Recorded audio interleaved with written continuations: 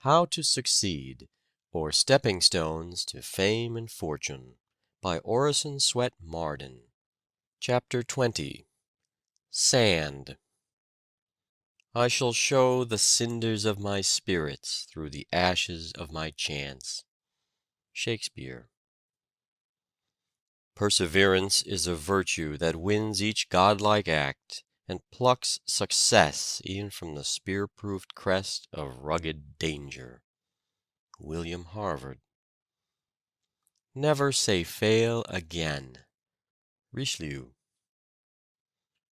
It is the one neck nearer that wins the race and shows the blood, the one pull more of the oar that proves the beefiness of the fellow, as Oxford men say.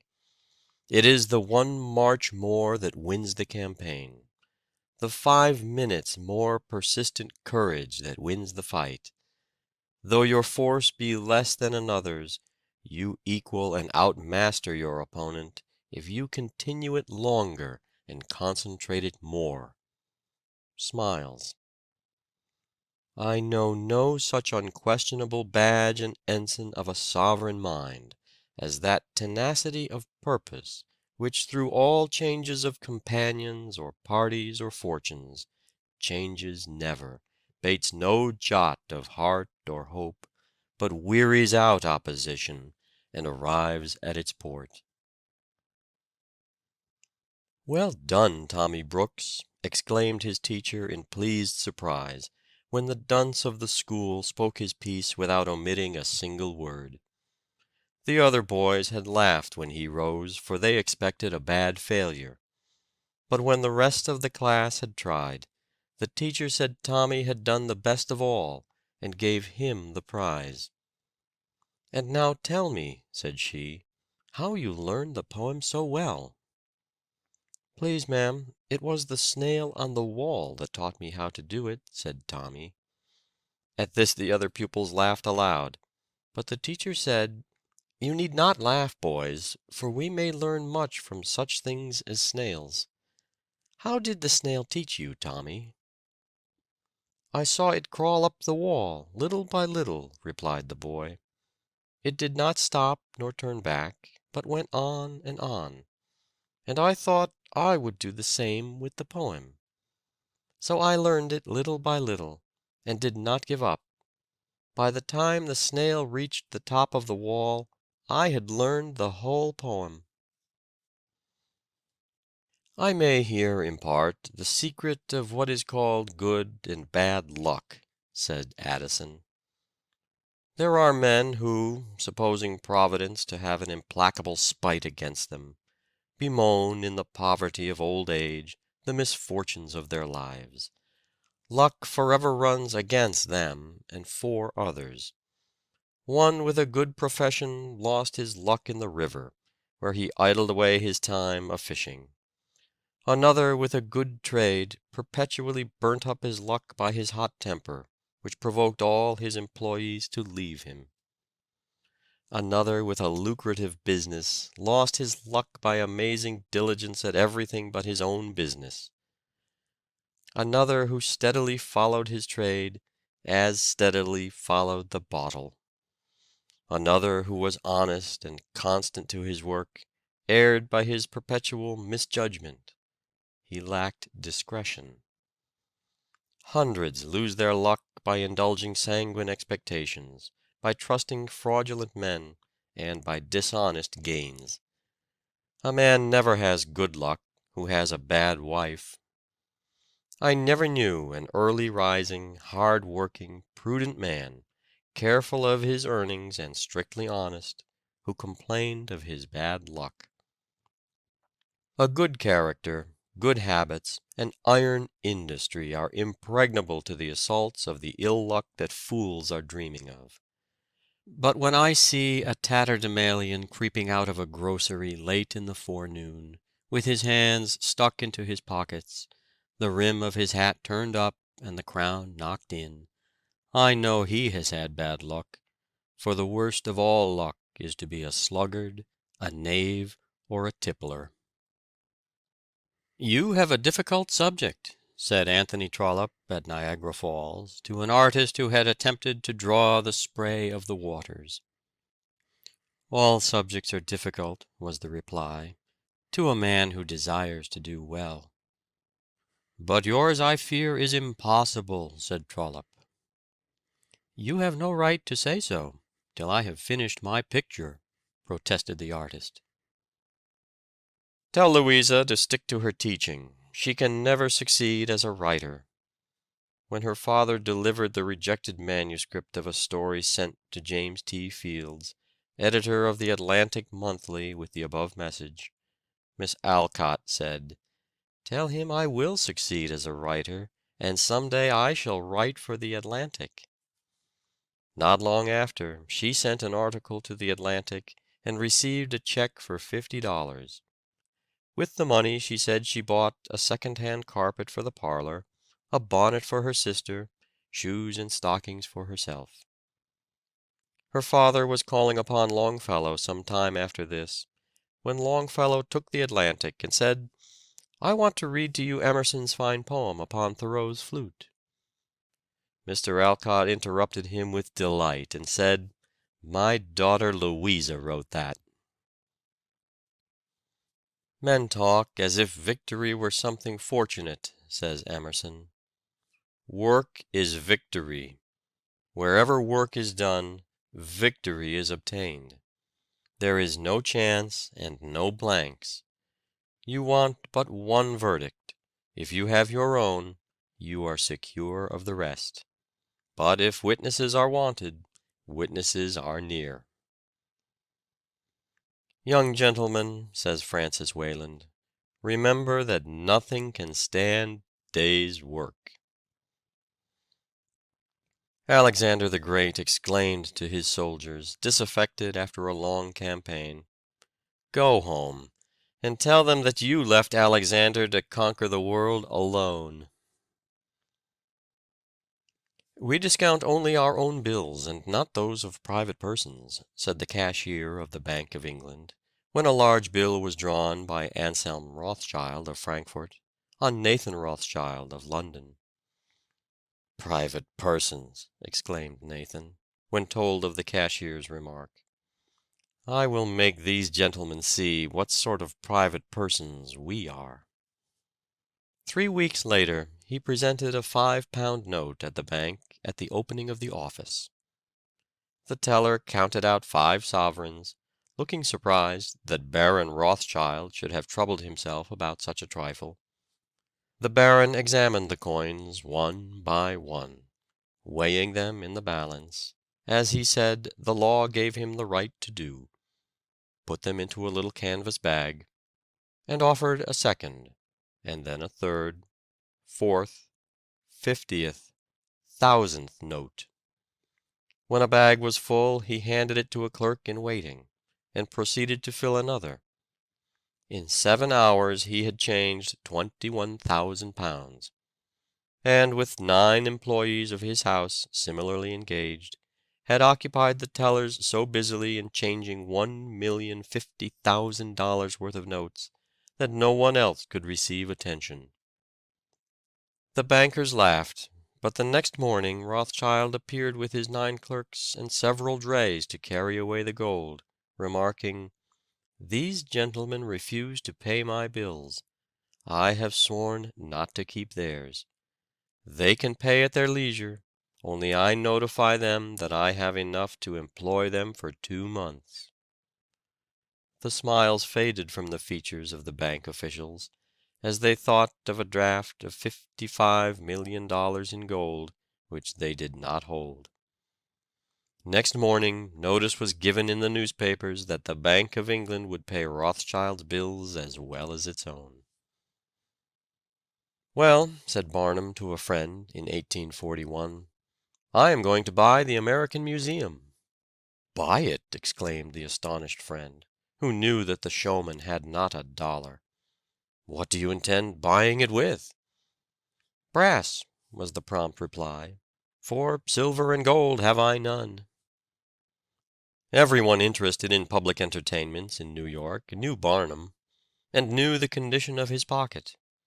But Francis Olmsted, who owned the museum building, consulted numerous references, all telling of "a good showman who would do as he agreed," unquote, and accepted a proposition to give security for the purchaser. Mr. Olmsted was to appoint a money taker at the door, and credit Barnum toward the purchase with all above expenses, and an allowance of $50 per month to support his wife and 3 children.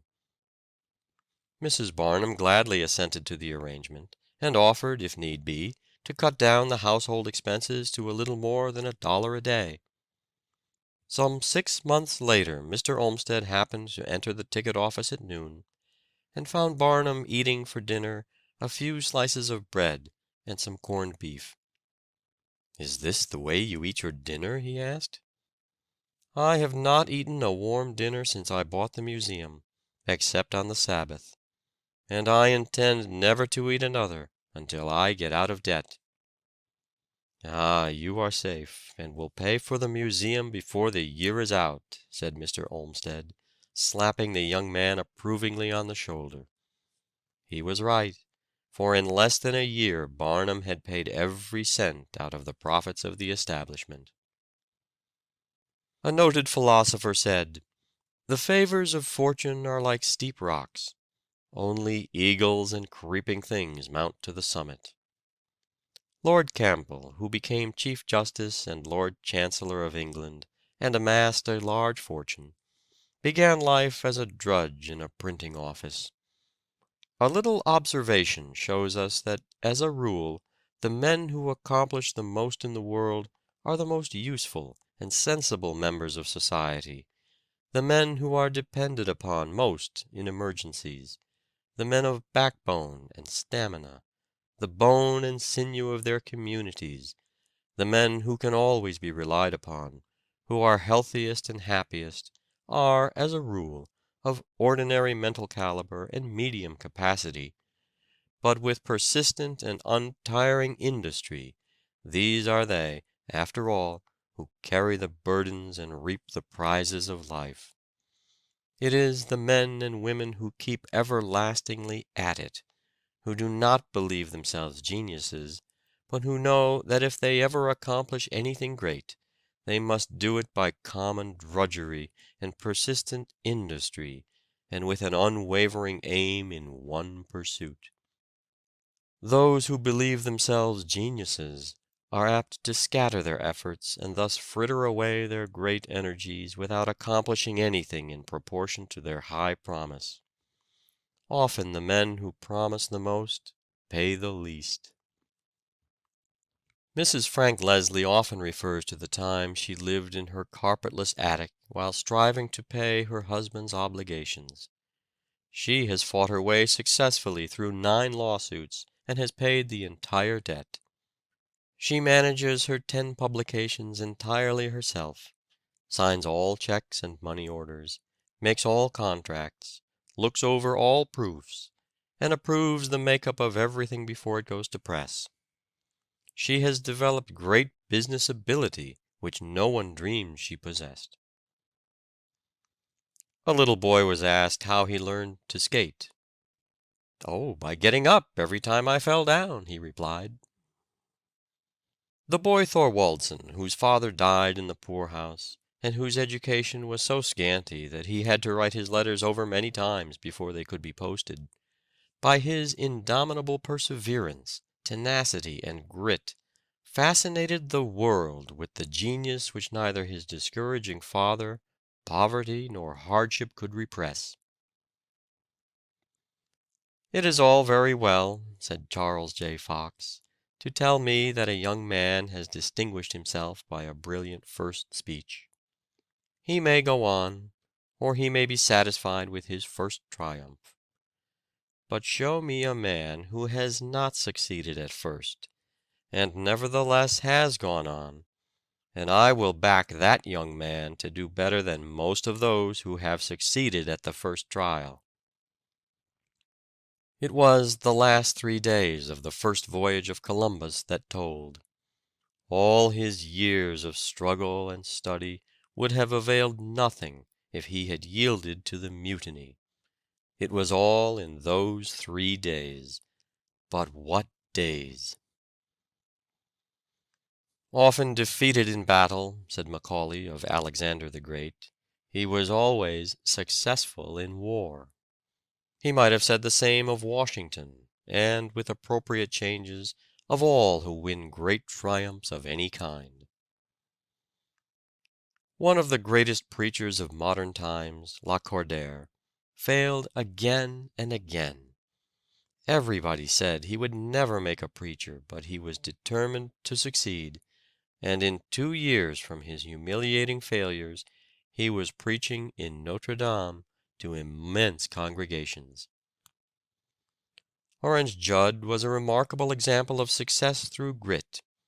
He earned corn by working for farmers, carried it on his back to mill, brought back the meal to his room, cooked it himself, milked cows for his pint of milk per day, and lived on mush and milk for months together.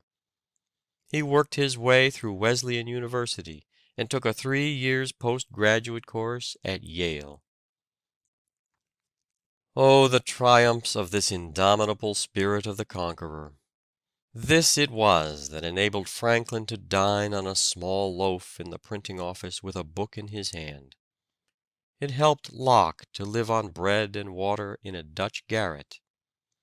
It enabled Gideon Lee to go barefoot in the snow, half starved and thinly clad. It sustained Lincoln and Garfield on their hard journeys from the log cabin to the White House. The very reputation of being strong-willed, plucky, and indefatigable is of priceless value. It often cows enemies, and dispels at the start opposition to one's undertakings which would otherwise be formidable. When you get into a tight place and everything goes against you, till it seems as if you could not hold on a minute longer, said Harriet Beecher Stowe, never give up then, for that's just the place and time that the tide'll turn. Never despair, says Burke, but if you do, work on in despair. Once, when Marshal Ney was going into battle, looking down at his knees which were smiting together, he said, "You may well shake. You would shake worse yet if you knew where I am going to take you." "Go it, William," an old boxer was overheard saying to himself in the midst of a fight. "At him again. Never say die." A striking incident is related of the early experience of George Law, who in his day was one of the most conspicuous financiers and capitalists of New York City. When he was a young man, he went to New York, poor and friendless. One day he was walking along the streets, hungry, not knowing where his next meal would come from, and passed a new building in course of erection.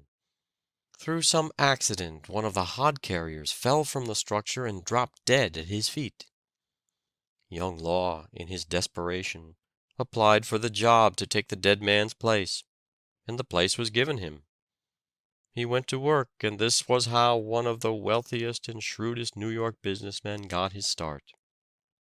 See young Disraeli, sprung from a hated and persecuted race, without opportunity, pushing his way up through the middle classes, up through the upper classes, until he stands self-poised upon the topmost round of political and social power.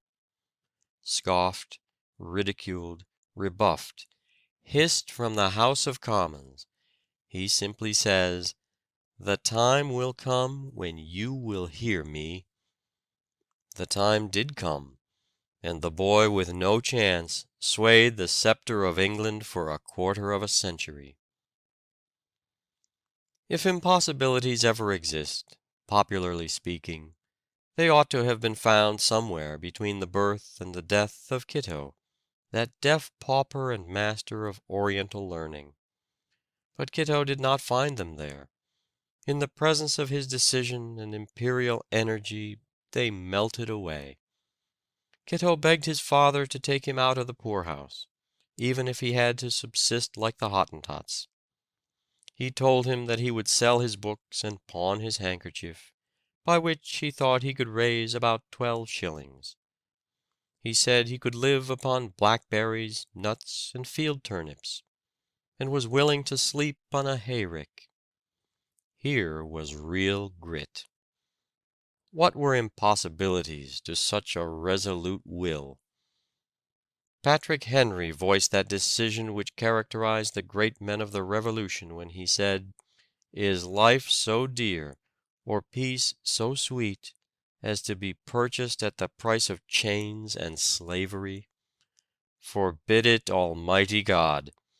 I know not what course others may take, but as for me, give me liberty or give me death." Look at Garrison reading this advertisement in a Southern paper. $5,000 will be paid for the head of W. L. Garrison by the governor of Georgia. Behold him again. A broadcloth mob is leading him through the streets of Boston by a rope. He is hurried to jail. See him return calmly and unflinchingly to his work, beginning at the point at which he was interrupted. Note this heading in The Liberator, the type of which he set himself in an attic on State Street in Boston. "I am in earnest. I will not equivocate. I will not excuse. I will not retreat a single inch. And I will be heard." Was Garrison heard? Ask a race set free largely by his efforts. Even the gallows erected in front of his own door did not daunt him. He held the ear of an unwilling world with that burning word freedom, which was destined never to cease its vibrations until it had breathed its sweet secret to the last slave. At a time when abolitionists were dangerously unpopular, a crowd of brawny Cape Cod fishermen had made such riotous demonstrations that all the speakers announced, except Stephen Foster and Lucy Stone, had fled from an open-air platform. "You had better run, Stephen," said she. "They are coming." "But who will take care of you?" asked Foster. "This gentleman will take care of me," she replied, calmly laying her hand within the arm of a burly rioter with a club, who had just sprung upon the platform. "What did you say?" stammered the astonished rowdy, as he looked at the little woman. "Yes, I'll take care of you, and no one shall touch a hair of your head." With this, he forced a way for her through the crowd, and at her earnest request, placed her upon a stump, and stood guard with his club while she delivered an address so effective that the audience offered no further violence, and even took up a collection of $20 to repay Mr. Foster for the damage his clothes had received when the riot was at its height. "Luck is ever waiting for something to turn up," says Cobden. "Labor, with keen eyes and strong will turn up something. Luck lies in bed and wishes the postman would bring him the news of a legacy. Labor turns out at 6 o'clock, and with busy pen or ringing hammer lays the foundation of a competence. Luck whines. Labor whistles. Luck relies on chance. Labor on character.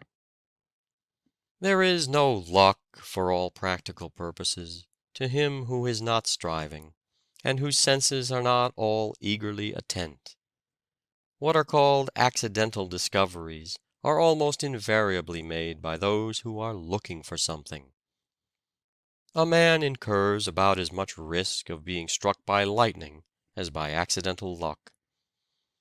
There is perhaps an element of luck in the amount of success which crowns the efforts of different men, but even here it will usually be found that the sagacity with which the efforts are directed and the energy with which they are prosecuted measure pretty accurately the luck contained in the results achieved.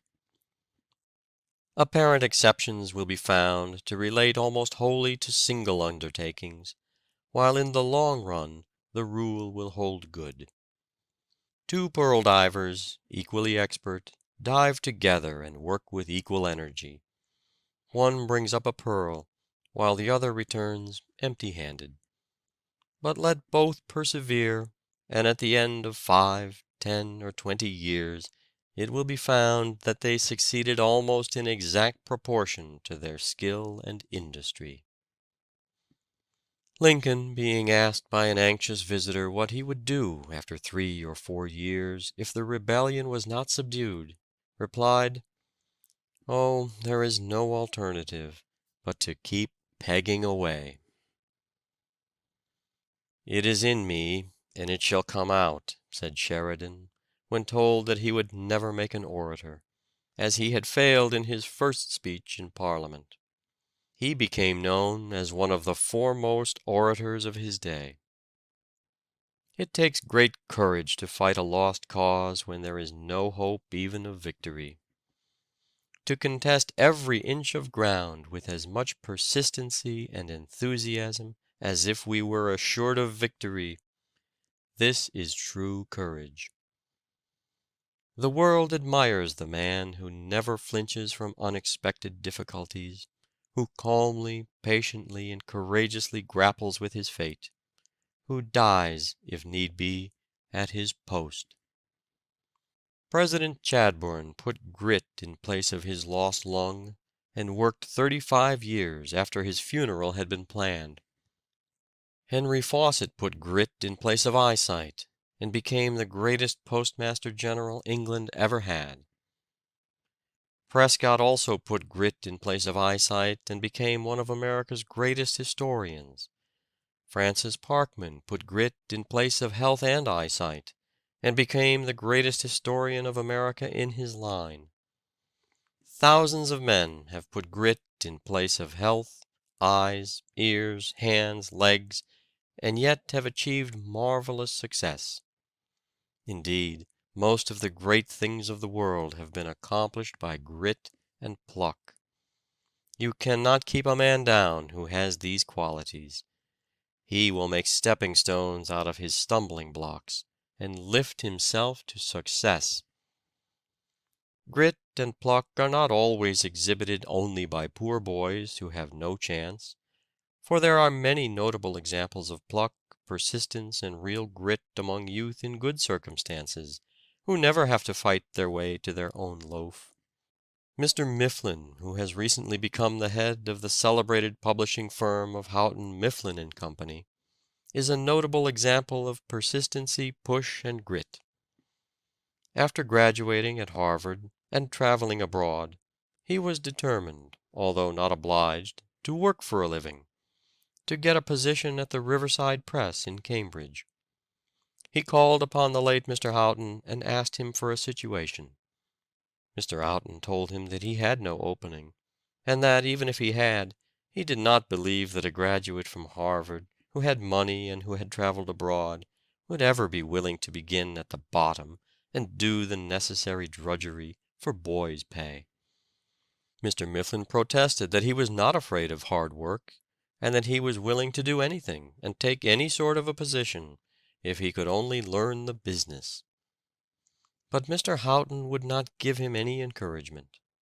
Again and again Mr. Mifflin came to the Riverside Press and pressed his suit, but to no purpose.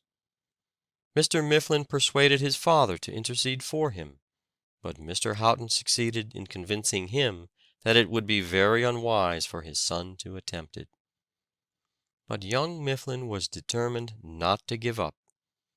Finally Mr. Houghton, out of admiration for his persistence and pluck, made a place for him, which had been occupied by a boy, for $5 a week. Young Mifflin took hold of the work with such earnestness, and showed so much pluck and determination, that Mr. Houghton soon called him into the office and raised his pay to $9 a week from the time he began. Although the young man lived in Boston, he was always at the Riverside Press in Cambridge early in the morning, and would frequently remain after all the others had gone. Mr. Houghton happened to go in late one night, after everybody had gone as he supposed, and was surprised to find Mr. Mifflin there taking one of the presses apart. Of course such a young man would be advanced. These are the boys who become the heads of firms. It is victory after victory with the soldier, lesson after lesson with the scholar, blow after blow with the laborer, crop after crop with the farmer, picture after picture with the painter, and mile after mile with the traveler, that secures what all so much desire: success. Stick to the thing and carry it through. Believe you were made for the place you fill, and that no one else can fill it as well. Put forth your whole energies. Be awake, electrify yourself, go forth to the task. Only once learn to carry a thing through in all its completeness and proportion, and you will become a hero. You will think better of yourself. Others will think better of you. The world in its very heart admires the stern, determined doer. End of chapter 20.